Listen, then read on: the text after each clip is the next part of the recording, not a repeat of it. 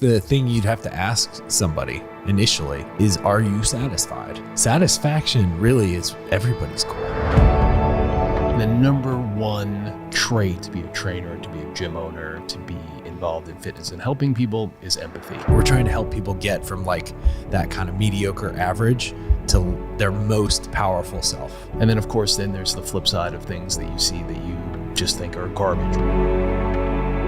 Even in fitness modeling where like just the way you look is the only thing that matters.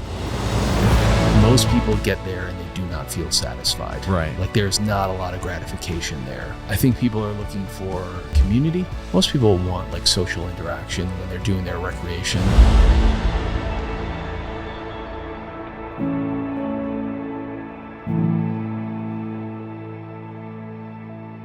These are the best conversations though. These are me and you talking about the state of the industry. Right. What is important. Right. What's going on with people. What's going on with the gym. What's going on with the industry. Packaging it all up together so that we can deliver and communicate the best shit for our people. That's right. Like you ever see like a new series, like television series, and the pilot episode, they always have to explain like who the characters are, how they got here, how they're all interrelated.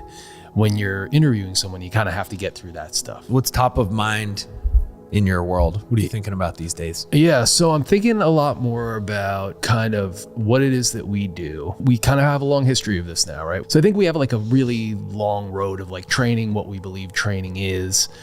And we're convicted. We're convicted on what it is that we think makes for good training, solid training, kind of good program, a good progression, a good environment, what people really need to succeed. We've seen a lot of truth. Yeah. We've, like truthfully seen people, all types of people, all types of ages, ranges, backgrounds. From an experience perspective of how people just interact with the gym and how they are in training and what the environment is like. And then from a results perspective, right? Has this worked? When you are convicted in that way and you do have this kind of breadth of experience, like have some principles that you just believe to be true when it comes to training, things that you've seen that really work.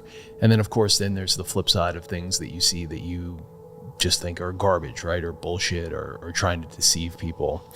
And the thing that I'm struggling with is how to rectify those two things when you have conversations with people who are doing things that maybe you don't necessarily think are in their best interest or that they've been deceived or conned. And obviously we're not talking about anything specific here or certainly not everything that's not us. There's plenty of other good things out there. But how do you address this? How do you approach it without coming across like a jackass? So my thought in this is people are going to respect anything that you say if you truly understand them, or at least if they feel that you truly understand them and where they've been and where they want to go. We're trying to help people find their most powerful self. That's a big deal. That's a big jump. That means like everything could be great. You could be very normal, generally happy person, generally have everything together, but still far off from your potential.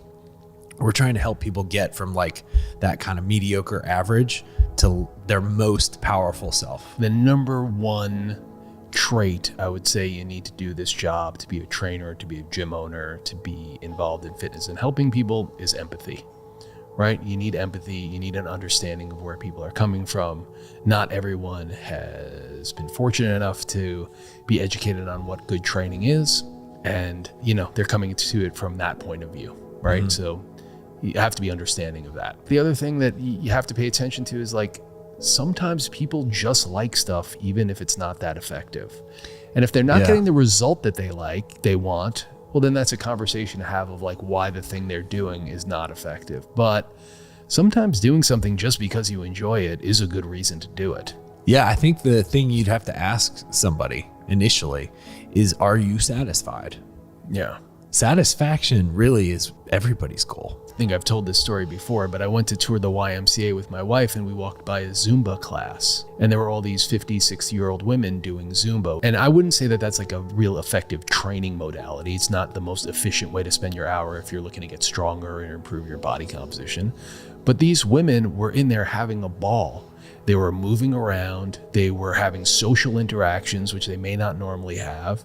they looked like they were enjoying it. I thought it was like maybe one of the best fitness things I've ever seen. So you're going to go up to those ladies and tell them what they're doing is bullshit? No, of course, because it's not. I think the majority of bullshit comes from like individuals rather than systems. Now, sometimes there are some modalities that sneak through there that are not great, but I think those get exposed pretty easily and go away. Where the kind of the more ends of the spectrum are, as far as like kind of crazy, wild ideas that are just misleading for people, are individuals who just get out there and just rant about stuff, and because they're charming or captivating or good looking or kind of understand metrics and things like that, can really get a big audience, and they're misleading this big audience. And normally, like in the past, I would like kind of dismiss that as like, well, this is transparent that these people are just trying to be controversial or interesting. But I think those people are making more and more inroads. I think they are having more influence and people are listening to them. Let me ask you this. What do you think most people want right now? How would you describe what it is that people are going for? I mean, I can only say that based on the people that I speak to, and the people that I speak to are going to be unique because they probably have some exposure or understanding of what it is that we do, and it's going to be some piece of that. But I think in general, I think people are looking to stave off some of the negative effects of getting older and aging. They don't want to see their body break down. Person I spoke to on the phone last week, I'm actually meeting with her tomorrow. She told me basically that much, that like she had, heart disease in her family. She didn't want to suffer that same fate. I discussed the costs with her and everything. And, and then at the end, I'm always like, listen, I don't want to waste anybody's time. Like, I want to lay out how our memberships work, what our costs are, how it all goes down.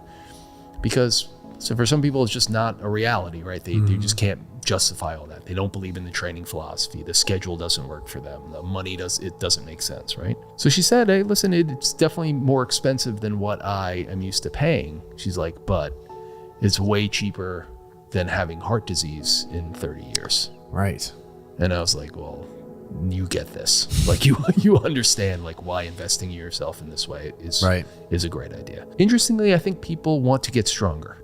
You think that's like a new thing, or do you think like they're... It's new from when I started. I think body composition was way more important to people when I started, and now actually getting stronger. Now, we're also called Strength Club in our name, so maybe people like are attracted to us for that. But it brings up a point that I do think that the public image, like general public image, has changed from going for like a personal vanity to like a personal capability. I know myself, like being, even in fitness modeling, where like just the way you look is the only thing that matters. Like the magazines don't care how much weight you lift or what you can do a 7-minute row in. They care what you look like. It was very mentally no fun. Yeah.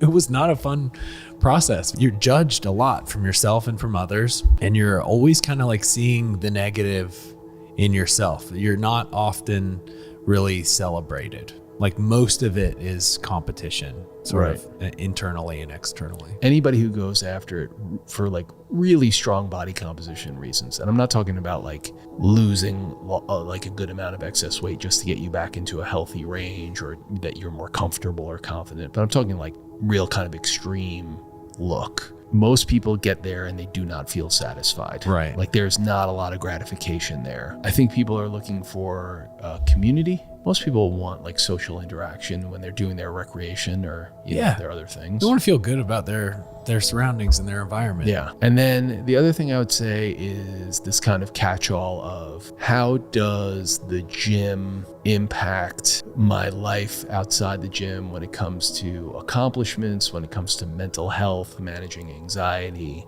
Yeah. Like I think the better shape you are in, like the better you're going to be in your career. Yeah. You're going to be more bold in your decision making, which could help you find better relationships, or better relationships, or better jobs, or better career paths. Yeah.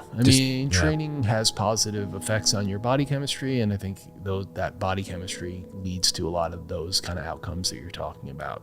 It's a little bit hard to have a very satisfactory life if you don't feel capable and comfortable in your own body. Yeah, I think it goes back to the most powerful self thing. Yeah. When you're feeling your most powerful, it affects all of your decisions that you make. Yeah. That's it, man. And that's a good place to wrap it up. We are Fortitude Strength Club, aka the Fort, where we take training seriously and we do what works. Till next time, I'm Kyle. I'm Dan. And here's the next one. Yeah. Bye.